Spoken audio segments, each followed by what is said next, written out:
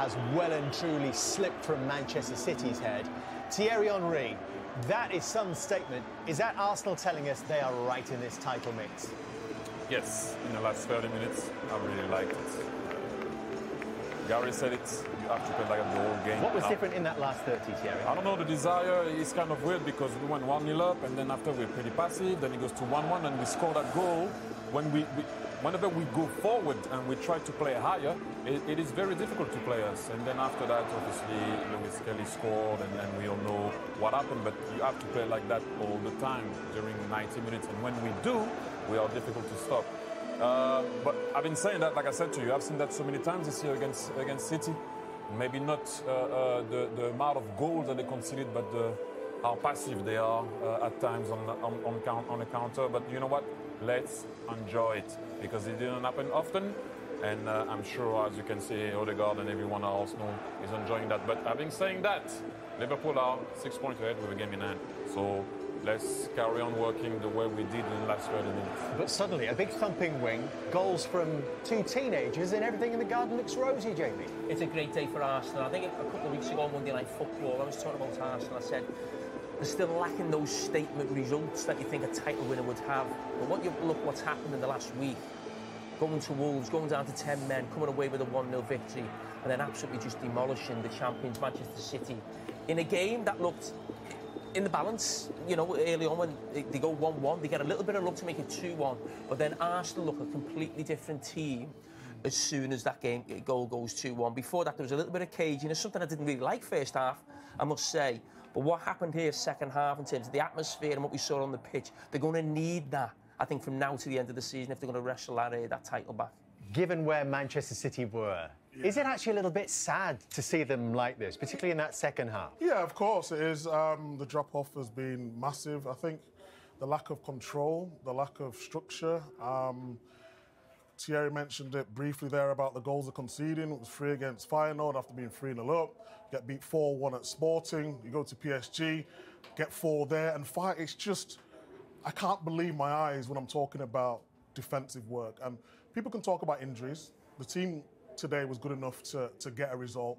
And the balance between the defence and the midfield and up front is not there at this moment in time. But that's what I'm saying. As soon as the game becomes intense, Man City can't cope. And that's why I was so surprised Arsenal were like that for almost the first hour. As soon as the game got faster, Man City can't cope with it. What a result for Arsenal, equalling their biggest victory of this season. And they've done it here against the defending champions. That looks a long way from City's grasp right now. Earlier today, 2 games kicked off at 2 o'clock. Manchester United beaten at home for the 4th time in 5 games. This time, Crystal Palace with the beneficiaries Jean-Philippe Mateta scoring both goals to make it 10 now for the season for him. And a great result for Spurs as well, following on. Let's hear from Kai Havertz and Martin Odegaard there with Patrick Davison. Well, guys, very well played. What a result. These are the great days, aren't they, Martin? Man City, the champions here, and not just beaten, but really well beaten. 5-1. Yeah, it was a top game, top performance, and yeah, with the fans, the atmosphere, and in the end, the score sheet like that is, yeah, can't be better, so very happy. Kai, how did you do it? Yeah, I think we managed to press them quite well, didn't give them much time. I mean, still they're a top team and sometimes they beat the press, but I think our energy was good. We used our chances and at the end I think it was a good game. So you two are absolutely key to that press, leading that press. What is key to getting that right? You know, like going, but maybe not going too early, luring them in, that kind of thing? I think it's the timing, you know. I mean, we train it a lot of times and I think it's not only us two, it's everyone. I think when we push and go to the defensive players, everyone needs to push through, and I think the energy there is very important. And obviously we are the first ones to press, but the rest of the team, they're doing it excellent as well. And of course it all started with you two, Kai laying on your goal for you, Martin. Just a word for Kai. I mean, you all love him, you can hear the crowd love him. How important is he to this team? Yeah, massive impact again today. You know, you see everything he does.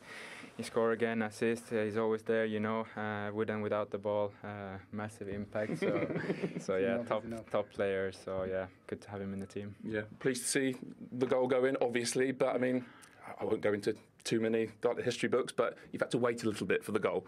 Yeah, yeah, it was about time. It was good, you know. And after we didn't stop, we just kept on going. And in the end, I think we got what we deserved. And yeah, it was a good one. Okay, lovely, confident finish for your goal. How did you feel seeing that go in?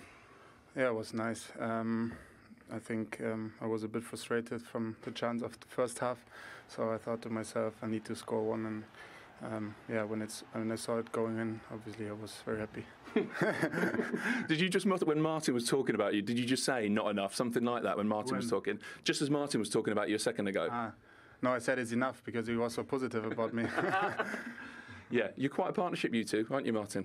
Yeah, we have a good connection. You know, we understand each other. You know, I know where he wants the ball and where he wants to move, and yeah, intelligent player. You know, so it's good to play with him, and yeah, not just him, the whole team. I think we have a great connection. You know, everyone, and we know each other so well now, and yeah, you can really see that on the pitch. Well done, guys. Brilliant. Thank you. In the end, it was a thumping, convincing win for Arsenal against Manchester City. Did you see that coming at half-time, Thierry? No, not half time, I'll be honest, because I felt there was like a bit of a drop after the goal that we scored. Do you think that was a deliberate drop? Do you think that was very much a concerted plan to get in front? No, I don't think so. I've seen that so many times this year at the Emirates where we go ahead early and then we kind of passive with it. And I do believe, and I said it so many times, when we are on the front foot and we go and put pressure and we play higher, and obviously here at the Emirates also, nobody can live with us. But we gave Man City the opportunity, as you mentioned, to be in and around the box, put crosses in, and then Alan did what Alan does. And then once we again had to score a goal, we went back up, putting pressure. Yes, I know Phil Foden missed the pass, but we were there. We were higher to go and put pressure, and then the rest is history. We'll know about it. So I don't know why, even after the 1-0, you don't carry on playing the same way and being way higher. But you just think what difference a 5-1 makes as opposed to a 2-1 to a team. Tell us. Yeah, I just think confidence, isn't it? I think when we thought about this game today, could they do it in a big moment? And I think today they took their moments really well, Arsenal. Obviously, City wasn't great, but yeah, you've got to give credit to Arsenal. Well, here is another of their successful team today, Declan Rice, who joins us live from the tunnel area downstairs. Congratulations to you, Declan. Not sure if you heard the guys there just talking about how emphatic it was in the end and how important it was to make such a statement. Did you feel that? Yeah, for sure. I think the scoreline in the end, 5-1, is an unbelievable score. I think from the moment we stepped out on that pitch today, we had that fire in our belly. We really wanted to win the game, obviously, from what happened at the Etihad at the start of the season. We really wanted to go out there and amend that, and I think we did. But up until they scored the goal, I thought it was an even game, to be honest. I thought they still posed a really good threat. They had a lot of the ball. We had to sit deep at times, and Man City, look, we won 5-1, but they're still a top side and they can still punish teams. And when it went 1-1, you maybe think that the momentum might shift, but you know, in the end, then we kept pushing and we won the ball off another high press, got the goal of Thomas, and then from that moment we kept to push on, and in the end to win 5-1 was top. But I thought it was a really tough game. Well, I felt that out there anyway. Just regarding the feeling amongst your group going into the game, Declan, how much did you talk about the first game and the bad blood that was obviously there between the two teams? Yeah, look, I think this is a thing that's been building up over a certain amount of time. Obviously, they nicked the title off Arsenal the year. Obviously, I wasn't here, and then last year they beat us to the title. So it's been hard to accept that. And then obviously with the Etihad at the start of the season and everything that went on there, you do kind of have that, like I said, that fire in your stomach to want to come out here today at your home stadium and try amend that. And you know, in the end we did, and we're so happy. The boys are buzzing in there, but there's still such a long way to go. Obviously we've beat them today. We now go on to Wednesday, which is massive, and we've got to keep pushing because we're still a couple of points off the top, and that's where we want to be. So yeah, we've got to keep going. Declan, you were man of the match today, and a couple of assists, a pre-assist as well, I think, on the first goal, and that's something you've been questioned for since you've come to Arsenal. So how pleased were you with how it went for you personally today? Yeah, so happy. Obviously helpful on the first one. I think Kai, I won the tackle on the second one. He could have scored, and then to obviously get the two in the second half. especially the last one. Don't think a lot of people think I've got that in my locker, but I see that 5 seconds before and knew I was going to play that pass out to Ethan before Gabby even sent me the ball. So to get 2 assists was really, really big. I need to keep adding assists and goals to my game, especially if I'm going to keep playing the number 8 position. It obviously gets spoken about a lot, but it's something I'm putting the demands on myself much more. So as long as I can keep helping the team, I'm feeling way better in myself than I did at the start of the season. So just got to keep going and helping this club, try and achieve silverware, which is why I'm here and why everyone else is here. Declan, this is Thierry. Hello. Well done for the win. I wanted to ask you something. We were talking to obviously Martin Odegaard before and Kai Havertz, and people were praising on how they were pressing, obviously. But how is it to play right behind them, and also with the work that the wingers are doing on the side for you? I'm sure it's easier to be able to concentrate on staying in the middle and not going too wide, because you know the pressing is on point on the side.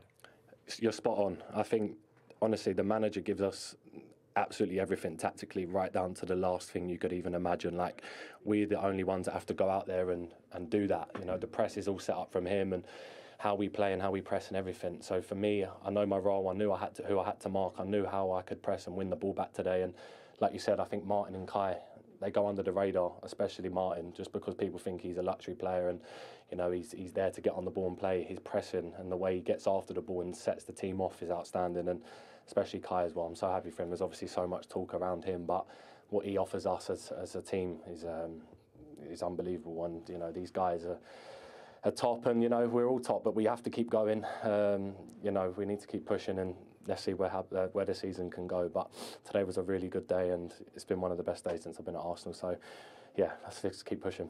Thank you. Declan, you were involved in the title race last season, your first experience of that. You just come short with Manchester City. Is there anything you may be going about differently in terms of maybe, with it being Liverpool this season, you know, looking at each other's results? Is there something that you've learned from last year's experience that you can use to your benefit this season? Well, do you know what? Liverpool are still quite far in front, especially with the game in hand, and with them winning obviously yesterday. You know that, well, we know going into the game that we have to win these games. It's more disappointing, Cara, that it's the games like the Villas where we're 2-0 up and we drop them type of points. The Brightons away where we're winning, where we could be up there closer to Liverpool. But look, like the manager says every time, you know, we'll be there, we'll keep pushing, and we do need other teams to help us. But Liverpool, credit to them, you know, they've been really, really good so far. They've got top players, and it's down to us to hunt them. They've got themselves in this position.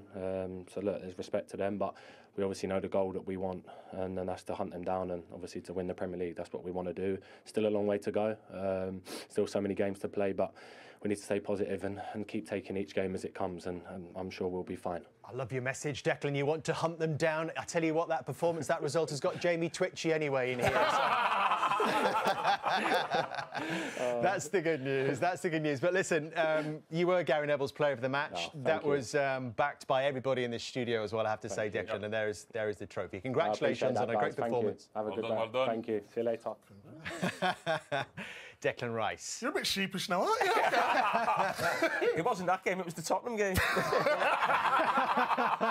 Well, actually, Jamie, you made the point before the game in saying that he was, for you, the key man. If he turned up, that you didn't feel that City's midfield could live with him.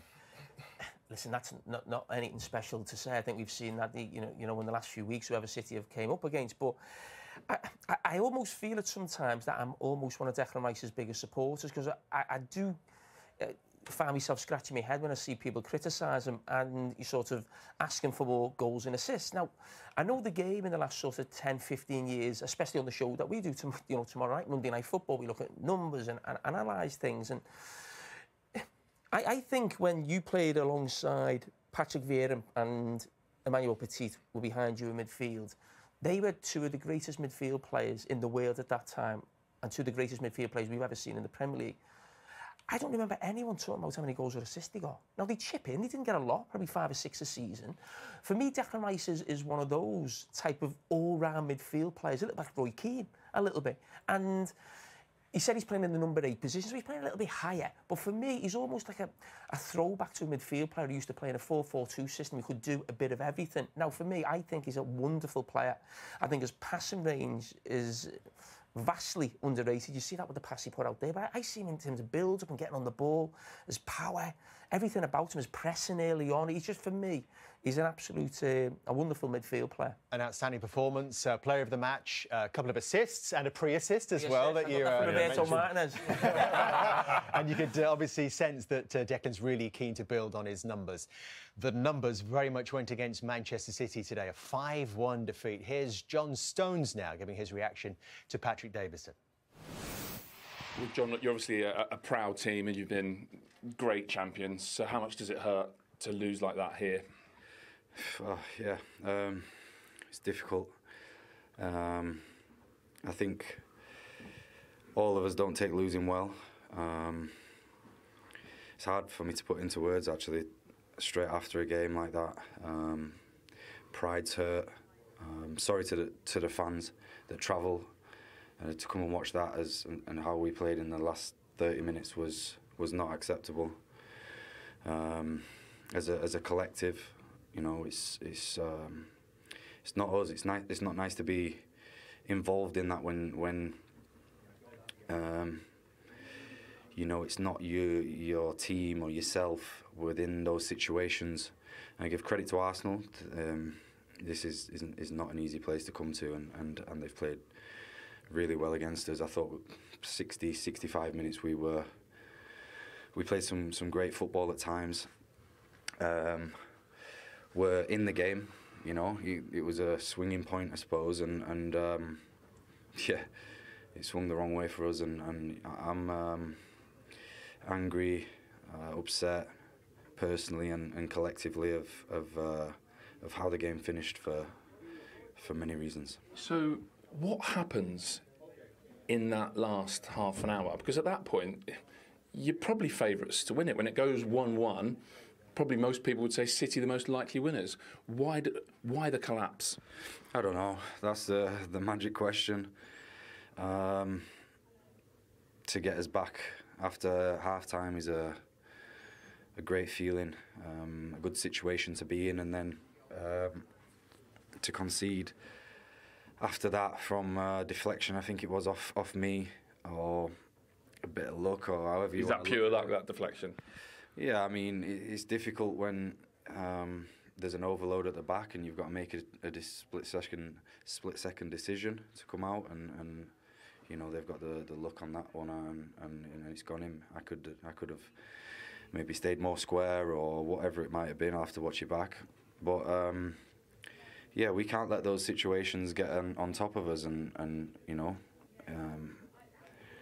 they score another goal, we can go and score one back, and it seemed to be the opposite. We stopped doing the things that we were meant to, and yeah, difficult for me to put into words. You said you weren't happy with the end part of the match for many reasons. Are you talking about stuff going on between the two teams? That's obviously been or was an issue in September. Or are you just talking about City here and mistakes you've made? Yeah, no, just how it finished.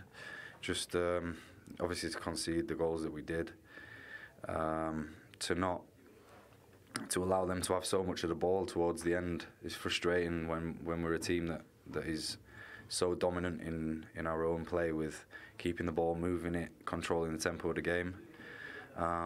You know, I've been on both sides of it, and today was the wrong side to be on for all of us in the dressing room. It's a emotional place in many ways, and yeah, we want to come back from this, bounce back quickly. Not erase it, because I believe these things make you stronger and make you learn and realise what we've done over the seasons and what we're capable of doing. But for our fans, for everyone that follows us and has gone through the good and bad times, and today is one of the bad times, we need to make it right again. Yeah. Lastly, John, is the truth that we've seen today and over the last few months that just you're a team in transition, an era's coming to an end for a great Premier League team? I wouldn't say it's coming to an end. I think it's a lot of different things that I still haven't figured out. Why we're not picking up the results that we have done in previous seasons. Why it's not clicked. The passion's there, the heart's there in training. Everyone's got the right intention, which is one of the most important things. And you know, we haven't got to where we are without difficult times, and That's through everyone's career to get us to where we are right now, and we all need to stick together. I think that's a key point, that we don't start pointing fingers, and we look at ourselves first and foremost within that dressing room, and come together as a team and try and make this right. Thank you for coming out, John. Appreciate it. Thanks. Well spoken. Yeah, not an easy interview to do that after a 5-1 result at Arsenal. How would you sum up the City team that we saw in the last 30 minutes or so of that game? It's exactly the same team that I saw against Feyenoord, same team that I saw against Brentford at the end, the same team that I saw, you know, I mean, I can name... What is that? Is when they pass an hour, I will go back to what you said, the intensity of the game. You need to be able to run. And I've played on the Pep. To be able to stay there for 90 minutes, putting pressure, deal with the transition, it's not easy. And can we, in bracket, give them a pass? That's the first year that they cannot do it. You know, I think that's the first year also we can challenge Pep in terms of the player that he brought, comparing to the players that he had. He had Alvarez, he had Mahrez, he had Cole Palmer. He decided to go to other guys that it didn't work. Do I feel sorry? You were asking the question to you, Micah, before. Do I feel sorry about what's happening to Man City and Pep? Yeah, I do. In one thing, it's not easy to deal with what Pep has to deal with outside of football. I went through that when I went to Barcelona. It's not easy to deal with stuff like that when you're not well mentally. You can see that he's not his usual self. Having said that, if we go back on the field at new football... You're talking about his personal life? Yeah, personal life. I had to deal with it when I went to Barcelona. I can tell you it's not easy. No one will like to deal with that while you have to perform all the time. So I think we can understand. Now, if you go back on the field, it's not good enough. It is not good enough. I don't think that they can cope whenever a team can deal with playing them all the way to 90 minutes and challenge them and looking them in their eyes all the way. They cannot deal with that at a minute. Mike, I came here today trying to build a case for Manchester City. I said they were top scorers in Europe, just behind Barcelona and Real Madrid in 2025. Their Premier League form was improving again. They made some signings. But actually, have we seen today this is the end of an era for this? No, I wouldn't say end of an era, maybe coming to an end. I just think we have to be realistic about it. I think Jamie made a good point about it months ago now, saying they might struggle for top four, sort of laughed it off a little bit. And he was talking about the energy and the intensity. It's not there. But the thing that I'm looking at more with Man City is on the ball. Normally, they starve the opposition of the ball. They did OK in the first half. In the second half, they was giving away easy passes, individual mistakes. Foden, he's so good on the ball, but just taking that risk. Akanji, whether he's playing out. Whether it was Haaland, we didn't see Haaland again today, apart from his goal. I want him to be more aggressive. I want him to make more runs. I want him to be, you know, giving his team an option as well. So there's so many different things that are going on with Man City at this moment in time. And it is sad to see because, yeah, I don't expect them to win the league every year, but the fall-off has been so dramatic. It's sort of sad to see what's going on, but they'll bounce back. But they still could have a say in this title race. Still got to play Liverpool. We'll come to that in a few minutes' time. Plus, we've got 6 great goals to look back on, which we'll do in a few moments as well.